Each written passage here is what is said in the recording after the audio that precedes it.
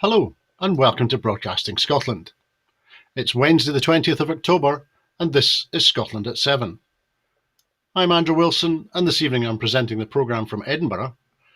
First we will have today's coronavirus updates and then we will look at today's news headlines from Scotland and around the world.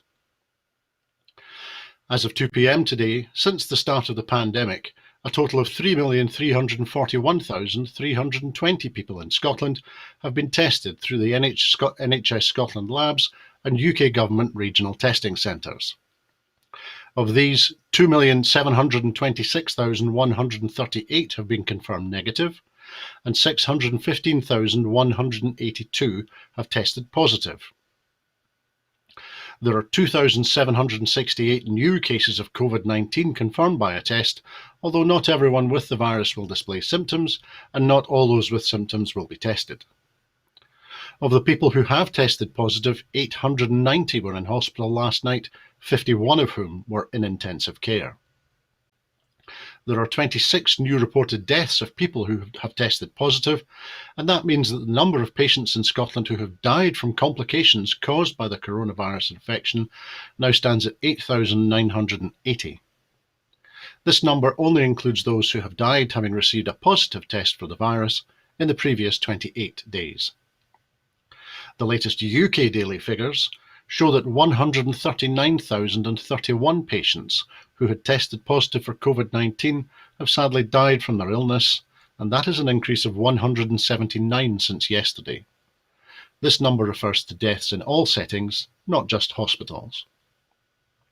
And as of 8 a.m. this morning, 4,294,116 people had received their first dose of the COVID-19 vaccination, and 3,883,886 had received their second dose. Now, as it's Wednesday, we also have a National Records of Scotland update. As at the 17th of October, 11,406 death certificates have been registered in Scotland where COVID-19 was mentioned, according to the statistics published today by the National Records of Scotland.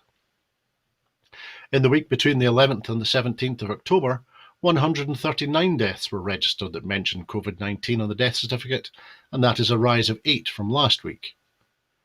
18 people who died were aged under 65, 29 were aged 65 to 74, and there were 92 deaths of people aged 75 or over.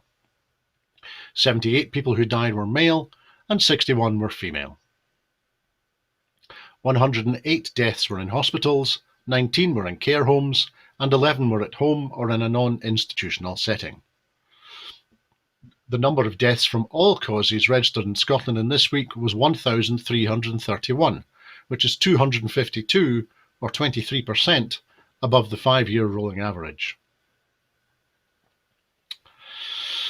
Proposals to end the need for food banks as a primary response to food insecurity have been published.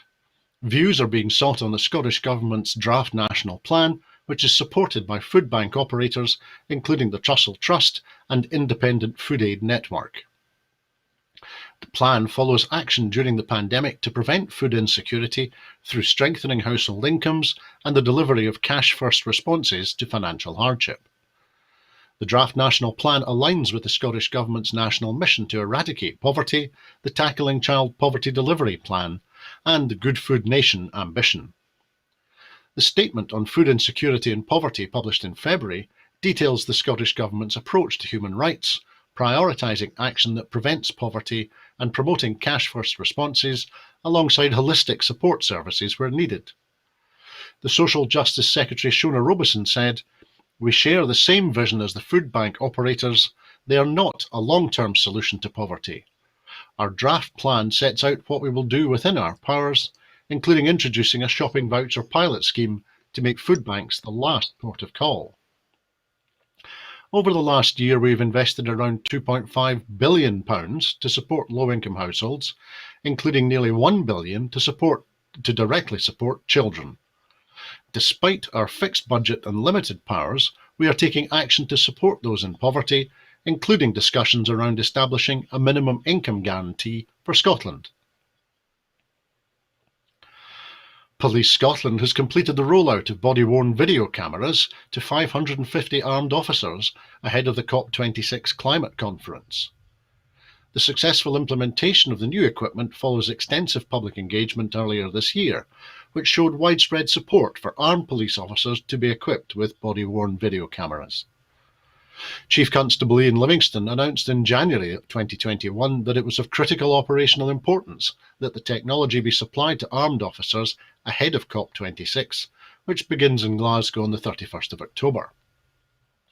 The camera, supplied by Motorola Solutions, can be mounted on either an officer's body armour or hat and captures both live video and audio during an incident. The Assistant Chief Constable Mark Williams said, "Extensive public engagement highlighted just how important this technology is in providing transparency and maintaining high levels of public trust and confidence." The Chief Constable has previously set out the operational imperative of delivering body-worn video cameras to officers, providing increased safety to both the public and themselves as they carry out their daily duties to keep the people safe across Scotland. The introduction of body-worn video cameras brings Police Scotland in line with armed officers across the United Kingdom and ensures best practice and evidence gathering, as well as increased transparency and accountability at incidents. Rishi Sunak is preparing to announce a tax cut for Britain's biggest banks at next week's budget to maintain the competitiveness of the City of London after Brexit, according to reports, despite plans to raise taxes on workers. Ahead of the set-piece budget and spending review next week, the Financial Times said the Chancellor planned to slash the corporation tax surcharge imposed on the banking industry by more than 60%, taking the levy from its current level of 8% to just 3% from April 2023. The SNP has condemned the UK Chancellor's decision to cut the taxes for banks by more than 60%, less than a month after he slashed the incomes of 6 million people by £1,040 each fortnight and announced a regressive national insurance tax hike. Commenting, the SNP Shadow Chancellor, Alison Thewlis MP, said, "It beggars belief that at a time when Tory cuts and tax hikes will leave the majority of families worse off and push many into poverty, the Chancellor is planning a taxpayer-funded giveaway to banks so they can make bigger profits at our expense." It's unclear, she continued, whether this is some sort of bad joke, but ordinary families won't be laughing if the Tories slash household incomes to fund handouts for the wealthiest in society. Under Boris Johnson, she said, the UK already has the worst levels of poverty and inequality in North West Europe, and the highest levels of in-work poverty this century. It's inexplicable that the Tories would fund tax breaks for the rich while poverty soars on their watch. Excuse me.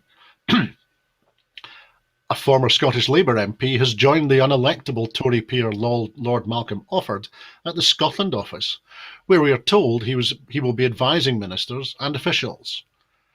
Tom Harris was the MP for Glasgow South for Labour until 2015, when he lost his seat to Stuart MacDonald in the 2015 SNP landslide. Notoriously, following his departure from Westminster, Harris was appointed director of the Scottish branch of the Vote Leave Brexit campaign, and then went on to quit Labour in 2018, announcing he would be backing the Conservatives in the following election. Now it has been confirmed that Harris will be taking on the position of lead non-executive director for both the Scotland office and the Advocate General for Scotland, and the role is said to be lasting for 3 years. Harris said today, "I'm looking forward to contributing to the effective work of the UK government in Scotland. This is an exciting time to be involved in advising and helping ministers deliver for the whole country." A new strategy to secure a £4 billion share of the global space market for the Scottish economy has been published. The Scottish Space Strategy sets out plans to develop a network of satellite launch sites, pursue green technologies, and build on existing strengths in data analysis and research. A collaboration between the Scottish Government and its enterprise agencies, industry group Space Scotland, and the Scottish Space Academic Forum, its main aims include positioning Scotland as a global leader for commercial space developments, establishing a range of managed launch and orbital services, supporting the largest launch capability in Europe, developing a world-leading environmental strategy for Scotland's space industry, from reducing emissions to supporting the use of satellite data for environmental monitoring, and building Scotland's international economic opportunities through increased exports and targeted inward investment to plug critical gaps in capability. Launching the plan virtually at Expo 2020 Dubai, Business Minister Ivan McKee said, "The Scottish space strategy demonstrates the determination of our space community to work together to deliver this ambitious agenda. Our aims are clear. We want to achieve a £4 billion share of the global space market, deliver a dedicated launch capability as early as next year, and create 20,000 jobs in the sector by 2030. We will broaden the diversity of the sector, increase its sustainability, exports and inward investment, and enhance education to inspire the next generation of space industry workers."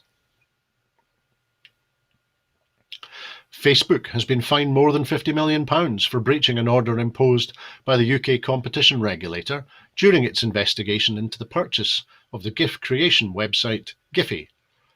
The Competition and Markets Authority, which launched an investigation into Facebook's $400 million takeover earlier this year, said the social networking company deliberately refused to supply information proving that it was complying with an initial enforcement order. An initial enforcement order, an IEO, means a company must stop any further integration of a business that has been acquired and allow it to compete as it would pre-merger until the CMA completes its investigation. This should serve as a warning to any company that thinks it is above the law, said Joel Bamford, a director of mergers at the CMA. "We warned Facebook that its refusal to provide us with important information was a breach of the order, but even after losing its appeal in 2 separate courts, Facebook continued to disregard its legal obligations."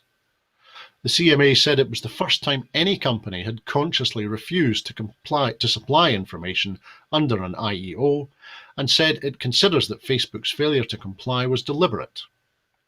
The regulator said Facebook significantly limited the scope of the updates it was meant to provide, proving it was complying with the order despite repeated warnings. The CMA launched its investigation after identifying a number of concerns about Facebook's takeover of Giphy, the largest supplier of animated GIFs to social networks such as Snapchat, TikTok and Twitter, saying its provisional view was that the social media company would have to sell it off to resolve competition concerns. Issues identified by the CMA include Facebook cutting off the supply of GIFs to rivals, demanding more data from Giphy's customers to keep using the service, and the removal of a potential competitor from the £5.5 billion UK digital display advertising market, where Facebook is the biggest player, accounting for more than half of that market. The Facebook Giphy deal is also being investigated in Australia and Austria, the latter of which fined Facebook €9.6 million in July for failing to notify the Austrian competition regulator of the acquisition. The United States and the European Union voiced support on Wednesday for Western Balkan countries' efforts to join the EU, but expressed concern about increasingly divisive rhetoric in Bosnia. Serbia, Bosnia, Montenegro, North Macedonia, Kosovo and Albania all want to join the 27-nation EU, but progress towards membership has been slow. In a joint statement almost a week after talks in Washington between the EU Foreign Policy Chief Josep Borrell and the US Secretary of State Antony Blinken, the EU and the US governments assured the Western Balkan states that they support EU enlargement. This region belongs in the European Union, the statement said. It also said that Washington and Brussels support efforts in Bosnia to promote electoral and constitutional reform and maintain the functionality of its state institutions. We have serious concerns about increasingly divisive rhetoric in Bosnia and Herzegovina, it said. We call on all parties to respect and protect state institutions, resume constructive dialogue, and take steps to advance progress on the EU integration path, including on relevant reforms. Under the Dayton Peace Accords that ended Bosnia's 1992-95 war, the country was split into 2 autonomous regions, the Republika Srpska and the Bosnian Federation, linked by a relatively weak tripartite inter-ethnic presidency. The Bosnian Serb leader, Milorad Dodik, who is also the Serb member of the Bosnian presidency, said last week the leadership of the Serb Republic would soon take measures to unravel some of the Bosnian state's main institutions. Dodik supports the partition of Bosnia and Herzegovina, with the Republika Srpska becoming part of an enlarged Serbia. Dodik has long said that Bosnia's judiciary and prosecutors were established on the basis of decisions by international peace envoys and are not enshrined in its constitution. A US congressional committee probing the deadly January 6th assault on the Capitol voted unanimously on Tuesday in favor of contempt of Congress charges against Steve Bannon, a former aide to President Trump. The 7 Democratic and 2 Republican members of the House of Representatives Select Committee approved a report recommending the criminal charge by a 9-0 vote, calling it shocking that Bannon refused to comply with subpoenas seeking documents and testimony. Approval of the report paved the way for the entire House to vote on whether to recommend contempt charges. That vote is set for Thursday, when the full Democratic-controlled chamber is expected to approve the report. Before leaving office in January, Trump pardoned Bannon of charges he had swindled the Republican president's supporters. Trump has urged former aides subpoenaed by the panel to reject its requests, claiming executive privilege. Bannon, through his lawyer, has said that he will not cooperate with the committee until Trump's executive privilege claim is resolved by a court or through a settlement agreement. At Tuesday's meeting, the Republican Representative Liz Cheney, the Select Committee's vice chair, said Mr. Bannon's and Mr. Trump's privilege arguments do appear to reveal one thing, however. They suggest that the president was personally involved in the planning and execution of the insurrection on January the 6th, and we will get to the bottom of that. Thompson said Bannon stands alone among those subpoenaed in his refusal to cooperate. More than 670 people have been charged with taking part in the riot, the worst attack on the US government since the War of 1812. The Select Committee has issued 19 subpoenas. In its report, the committee argued that Bannon made statements suggesting he knew ahead of time about extreme events on January the 6th, when Congress was scheduled to certify Democrat Joe Biden as the winner of the presidential election. Bannon said in a January 5th podcast that all hell is going to break loose tomorrow. The next day, thousands of Trump supporters descended on the Capitol.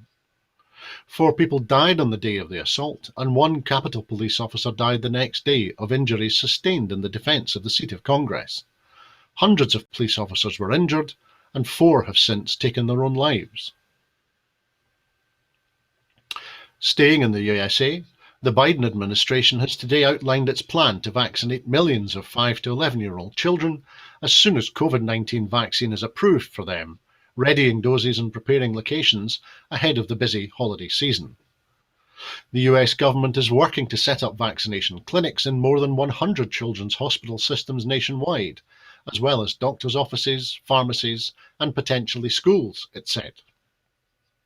If Pfizer and BioNTech's vaccine wins wider approval, the plan would ensure it is quickly distributed and made conveniently and equitably available to families across the country, the White House said in a statement, noting that the independent regulators have still to give their approval. Food and Drug Administration officials are reviewing the Pfizer-BioNTech application, seeking approval of its two-dose vaccine for younger children, with the panel of outside advisors scheduled to consider it on the 26th of October. The FDA typically follows the advice of its panel, but is not required to do so. Advisors to the Centers for Disease Control and Prevention will next consider recommendations for the vaccine at a November 2nd meeting, which its director will use in making her own recommendation. Once approved, roughly 28 million more children in the United States would be eligible to receive what would be the first US-approved vaccine to ward off the novel coronavirus in younger children. The Pfizer-BioNTech shot is already approved for those aged 12 to 17, and the companies are still studying it for those younger than 5. While children have a lower rate of death from COVID-19, Many still face illness and the long-term symptoms that are still being studied. And new international climate modelling and geochemical data research led by Yale and the University of St Andrews confirms major changes to Pacific Ocean currents, including those that drive El Niño events, and that they may occur with just a few degrees of global warming. The new findings, published in the journal Nature today, reflect the increased potential of climate models for predicting complex environmental dynamics. The findings also reveal ocean acidity as an essential variable in validating climate models. El Niño affects weather, food security, economic productivity, and public safety for much of the planet. There is ongoing debate as to how well El Niño dynamics are captured by climate models. The lead author, Madison Shankle, a former Yale researcher now at the University of St Andrews School of Earth and Environmental Sciences, said, accurately capturing ocean dynamics in the equatorial Pacific in global climate models is crucial for predicting regional climate in the warmer decades to come.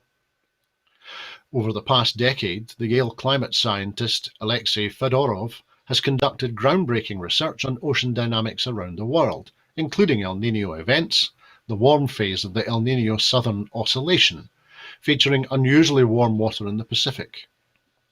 Fedorov developed climate model simulations to predict what might happen in the future in a warmer world. But some of Fedorov's colleagues at Yale wondered whether ancient temperature data in his model and other climate change models were accurately capturing the past climate state. We decided to test model predictions of major changes to the winds and currents driving El Niño by measuring something else rather than temperature, said Hull, Assistant Professor of Earth and Planetary Sciences at Yale's Faculty of Arts and Sciences, and Principal Investigator for the new study, adding, we measured ocean acidity instead. Ocean acidity describes the amount of pH in the Earth's oceans, based primarily on the amount of carbon dioxide that oceans absorb from the atmosphere. As carbon dioxide in the ocean increases, pH decreases. The researchers discovered three things. Firstly, using geochemical proxies, they found a much more acidic eastern equatorial Pacific during the Pliocene compared to today. Second, the new results matched climate model predictions from co-author Natalie Burrells, a former Yale researcher who is now at George Mason University, due to a water circulation system that acted like a conveyor belt, bringing up deeper, older, more acidic water. Rather than being a few decades old as found today, the upwelled water in the warm Pliocene travels thousands of miles from the North Pacific at depths of about 1,000 meters, before finally upwelling in the eastern equatorial Pacific, making the water in the order of hundreds of years old, Shankle said.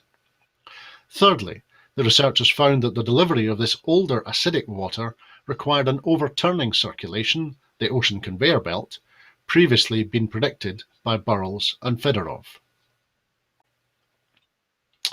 And the Health Secretary Humza Yousaf has officially launched the new NHS Scotland Academy, backed by £9 million of investment to accelerate training and build the country's health workforce. As a collaboration between NHS Golden Jubilee and NHS Education for Scotland, the Academy will contribute to improving staffing levels to meet growing patient needs. It will feature a mix of residential, distance and virtual reality learning, with a range of training programs linked to recruitment, career progression and the redesign of roles. Mr Yousaf said, the NHS Scotland Academy is part of our wider £1 billion commitment to health through the NHS Recovery Plan, which will increase capacity, deliver reforms and get everyone the treatment they need as quickly as possible. Our workforce is at the heart of everything we do, and I want to express my sincere thanks for the continued courage, commitment and professionalism of all staff during this time. And that was our final news item this evening. In making these programmes, Broadcasting Scotland relies on the support of viewers and others who value our distinctive approach to news, current affairs and culture. If you would like to support us, and we would really like you to support us, then please consider subscribing or donating to Broadcasting Scotland. You will find the link to do that on the screen now. There are other ways in which you can contribute to our work. If you would like to volunteer to work with Broadcasting Scotland, either behind the scenes or in front of the cameras, or in any other way that helps our work and promotes the station, then please visit our website at www.broadcastingscotland.scot and send us a message there. Meantime, we will be here again at 7 o'clock tomorrow evening with Scotland at 7, so please join us again then. Thanks to everyone for joining us on Broadcasting Scotland today. So that's the way it is in Scotland. I hope that you have a very peaceful evening. What distinguishes Broadcasting Scotland from a website or blog, apart from our brilliant programmes? Hi there, I'm Gordon Ross. Are the costs we face to enable us to produce those programmes. These costs are significant and ongoing. However, our facilities are able to do so much more if only we had the staff.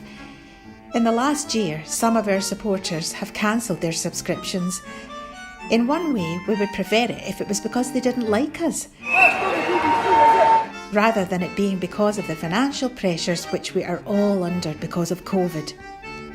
The really positive outcome of our fundraiser is that at a time of economic challenge in Scotland, we will use your donations to create jobs and in a small way contribute to improving the Scottish economy. If you want us to be Scotland's independent broadcaster, able to provide an alternative mainstream television platform, then please support us. Scotland is going to be an independent country. Just imagine what we could do if we had even 1% of the BBC Scotland channel's budget. Imagine. And then please consider turning your imagination into reality. Please support us if you can afford it.